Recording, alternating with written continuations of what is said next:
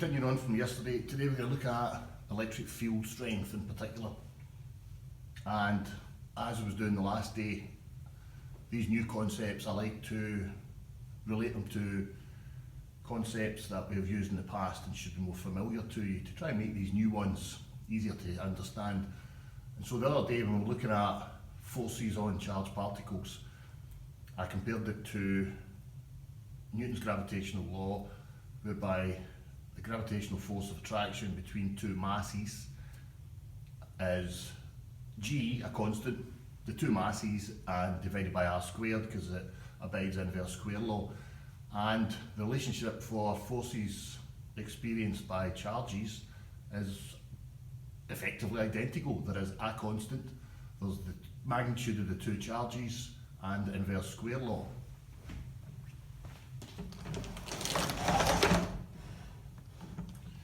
If we go on to look at electric field, and in particular electric field strength, I just want to take you back to third year, fourth year, higher, when you looked at gravitational field strength.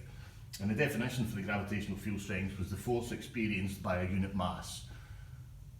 So using that definition, the literal relationship is G, gravitational field strength, equals the force divided by mass, and in particular and specifically the force is normally just represented by W for weight.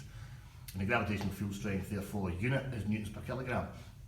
I've drawn a little sketch at the bottom which shows a large mass which generates a gravitational field around it. It doesn't experience a force caused by its own gravitational field, but the little mass, we can consider its gravitational field to be negligible. So it, when placed in a gravitational field, experiences a force of attraction towards the larger mass. So similarly for electric field strength, force experienced by a unit positive charge, then the electric field strength represented by E is the force per unit charge, or F divided by Q, very similar to gravitational field strength. And the units, newtons per kilogram, newtons per coulomb, sorry. So I've sketched a similar sketch, again just to try and reinforce the points that they're very alike.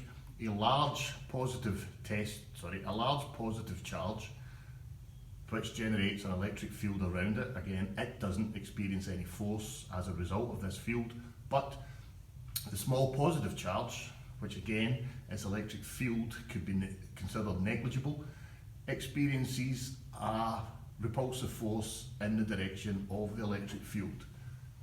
Lastly,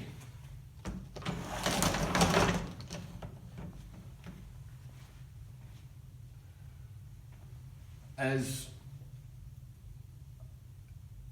arriving at a new relationship for electric field strength. Now previously, electric field strength was E equals F over Q, so that could obviously be written as F equals EQ.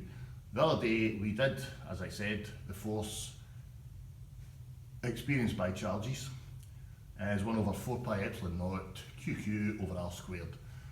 So if we substitute in that F, then it can be rewritten as, see as the E is F over Q, so it would be 1 over 4 pi epsilon naught QQ over R squared multiplied by 1 over Q, or divided by Q. That clearly cancels out one of the Q's, and you end up with the new relationship that E equals 1 over 4 pi epsilon naught Q over R squared.